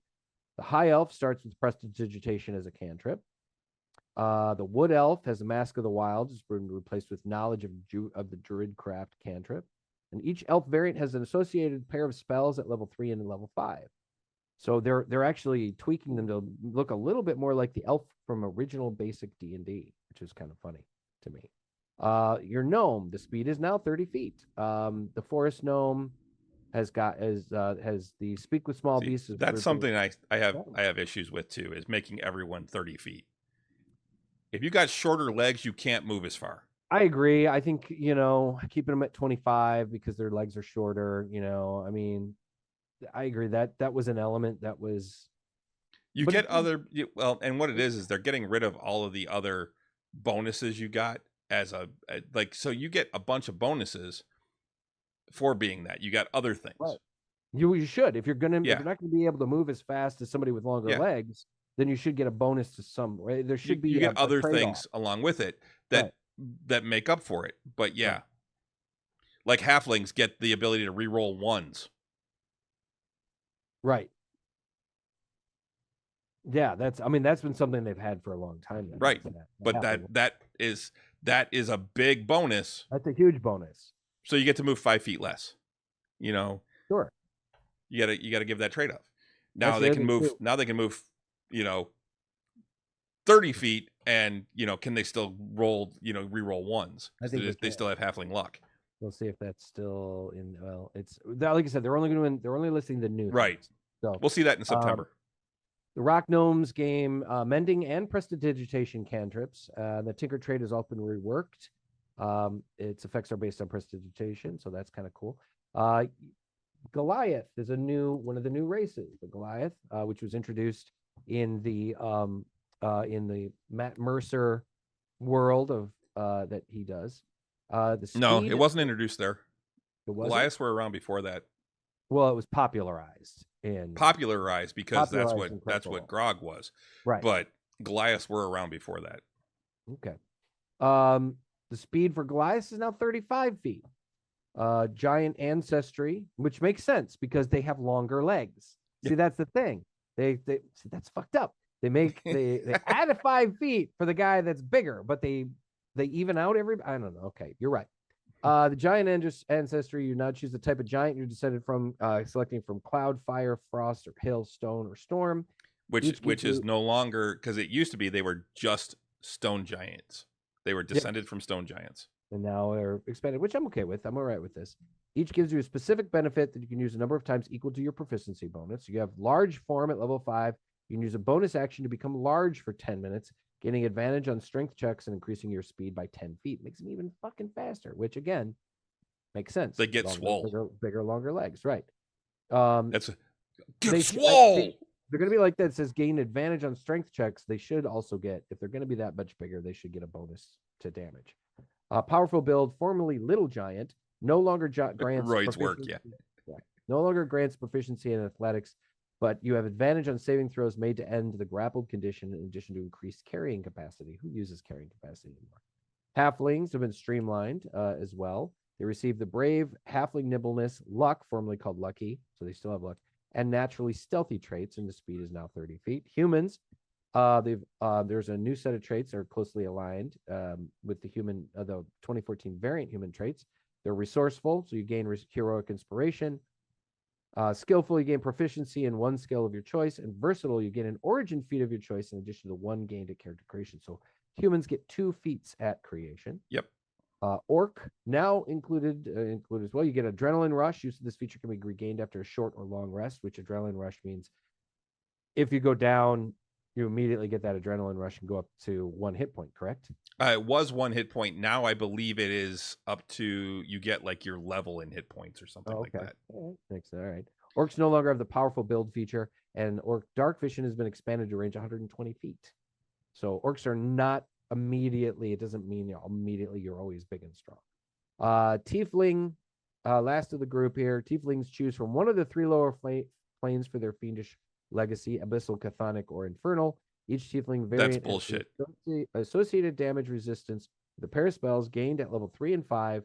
Each spell is always prepared and can be cast once without a spell slot or again using your character's available spell slots. Why do you feel that is bullshit? Because tieflings are infernal and cambions are abyssal.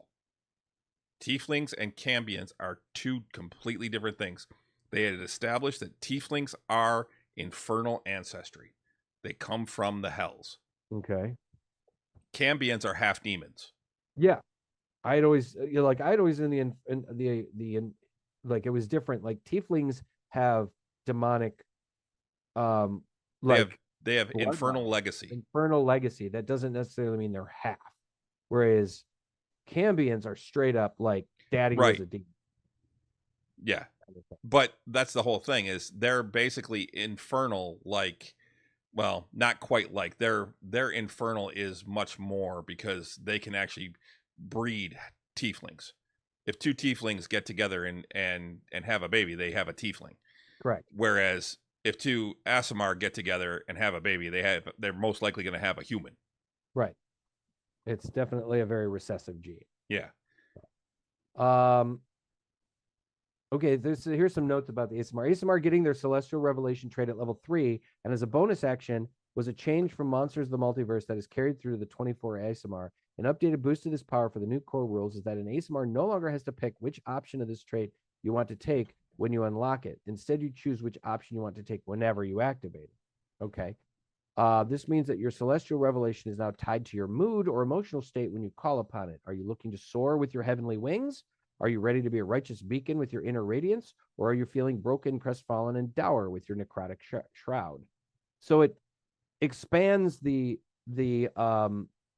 power, like the power set, but like I said, it also removes, in so doing, it removes like that improved smite that I have, which is I think it removes the improved smite, which is that extra die 8, which I don't know. I'd kind of rather do the extra damage, but I don't like the whole picking and choosing how you feel. Oh, my mood today is this, and they've done that with a lot of the things that you can do.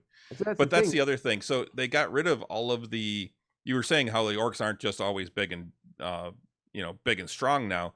It's because your species no longer has anything to do with what bonuses you get. Correct. To your stats. That comes from your background now, which in a way I think makes sense. I think it makes more sense. Yeah, absolutely. I mean, just because you are a particular race doesn't mean you're going to be particularly good at a stereotypical thing. I think it's a very racist thing. I mean, just because you're black doesn't necessarily mean you're going to be a better athlete than the white guys. Just because you're Asian doesn't mean you're going to be better at math. I mean, it's those stereotypes that were pissing people off. They were associating it. And I get that. I can understand that. I can understand that kind of thing. So by making it, oh, thanks, babe. By making that, she got me some Rice Krispie treats. Nice. Joy. Oh man, you got to see these. These are amazing. Are they the good Rice Krispie treats? Oh, dude, they're so fucking good. Look at this. No, I meant, wow. Caramel. It's caramel on the top there. Nice. Like nice and thick. You can see the marshmallow. They're really, really well made. Yeah. She just said, "What the fuck?" They're incredible. You can get these, Renee, if you want one. You can get these. That was CD. CD if you want one. No, I don't know if they have them at your Barnes and Nobles, but that is a sugar bomb. Yes, it is. Oh, totally. Oh man, I don't know. Oh god. So now that Russ can't talk, we're gonna start wrapping things up for the night. We should wrap things up. These are really good. I mean, but like I said, I do understand. Before Russ eats and talks through the whole rest of the show, I do understand. Renee said she wants one. The younger generation, their problem with the whole racial statistics and stuff like that. So calling them species, a lot of the stuff is a little more, RP based, and then some of it is definitely, like in all honesty, I don't think Maricaris would use the necrotic shroud. It's just not the kind of person he ever is. He would definitely still use his wings because he's a showboat at the very least, and the inner radiance thing for sure. Sorry, but I don't think. I just saw CD's comment. He said, "Throw that in a bowl of milk and call it Saturday morning." I have eaten these as breakfast before. Yeah, we should definitely wrap things up. Thanks for guys for joining us tonight. Great night. With the thunder outside and the dog at my feet. Yeah, I'm watching. I'm seeing lightning strikes out over the lake. It was pretty crazy. Just so I remember. Breakfast at noon is not breakfast. How do you know what I have for lunch? That's what CD said. He said breakfast at noon is not breakfast. I had Cocoa Krispies for lunch today. Actually, Cocoa Pebbles. There's a distinct Cocoa Pebbles. They're much chocolatier and they're flat. Anyway, thanks for joining us tonight, guys. We're here every Tuesday night. We will not be gaming this Friday. We gamed last Friday, so I will be celebrating my father's birthday with my parents, and my sisters and my nephew, who is a total spaz case. I'll probably be sitting watching TV because I'll be golfing all day. Yeah. So let me know what's up if you want. If we got tickets to see Deadpool Wolverine on Thursday night or Saturday. I'm going to talk to Renee and see if she wants to go with us, because then it would actually, she's going to Shiawassee on Saturday, so it would probably have to be Sunday then. I don't know what that is. What's that? Oh, Shiawassee, it's a wildlife reserve up near Saginaw. She's going birding with her mom. I see. Okay. Well, Stella would not be joining us because she has not seen the previous two, and I don't think we'll have time to watch Deadpool 1 and 2 before coming to see Deadpool 3, because I will not let her come and see Deadpool 3 with me unless she's seen the first two. And honestly, she has the only X-Men movie I believe she's seen is the first one. So there's a lot of in jokes that you don't get unless you've seen the other ones too, so. But anyways, thanks for joining us tonight, and tell all your friends about us. We are at the 96 mark for followers. We'd love to get to that 100. And 8 for subscribers. So we're looking at getting to 10. We'd be happy. Wouldn't that be great? 10 subscribers would be great. It's a good party night with friends. Oh yeah, maybe find a friend to see Deadpool and drink about 3 32-ounce beers there and Uber home. Yeah, that's a good night. That's a good night. So so you remember, you can follow us on most social medias. We're on Facebook, Nerds with Alcohol Show. We're on everything else, Drinking Nerds. Don't post a lot, but you can follow us on there. And then I'm putting stuff up on YouTube. I'm getting a little behind again. I got to get last week's Nerds episode up. I think I've got it ready. I just have to get it uploaded. And then I got to start working on last week's Tavern Nights and tonight's show. So, if we go and see the movie, maybe we should post on Instagram or whatever, make a quick, even just record it on your phone and do a quick little review at the end. I had thought about doing that. Yeah. Mm-hmm. And then posting it. So, we might do that. Yeah. So, but yeah, so I think that's going to about do it though. Go up. Until next time. Sláinte. That was a really good one. That was really resonant. All right. Have a good week, everybody. Good night.